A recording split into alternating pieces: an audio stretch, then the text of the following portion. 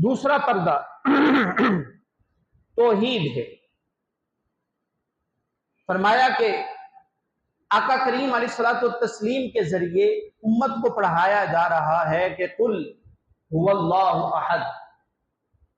اے حبیب مکرم، آپ ذرا سب کو پڑھا دیجئے، سب کو بتا دیجئے وہ اللہ ایک ہے۔ دوسرا سب سے بڑا پردہ جو ہماری آنکھوں کے اوپر پڑا ہے، ہم زبانی تو اللہ رب العزت کی وحدانیت کا اقرار کرتے ہیں، لیکن حقیقت میں اللہ رب العزت کو ایک تسلیم نہیں کرتے۔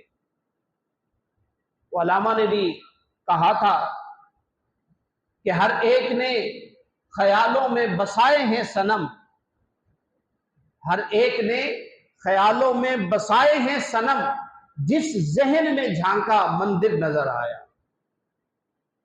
ہم نے اپنے تئیں اتنے بت تراش لیے ہیں، اتنے خدا بنا چکے ہیں کہ جہاں اللہ رب العزت کی حقیقی وحدانیت ہماری نظروں سے اوجھل ہو گئی، اس مالک لا یزل کی ذات پر وہ کمال کا یقین وہ ہم سے ناپید ہو گیا ہے۔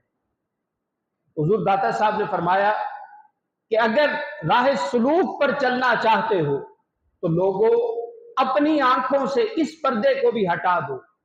سب دنیا کے جو خدا ہم نے اپنے ذہنوں میں بنائے ہوئے ہیں، جو طاقتیں اپنے ذہنوں میں بسائی ہوئی ہیں، جو قوتیں اللہ رب العزت کے مقابلے میں ہم نے اپنے ذہنوں کے اندر بالکل جامد کر کے رکھ لی ہیں، ان ساری طاقتوں کو نکال دیں۔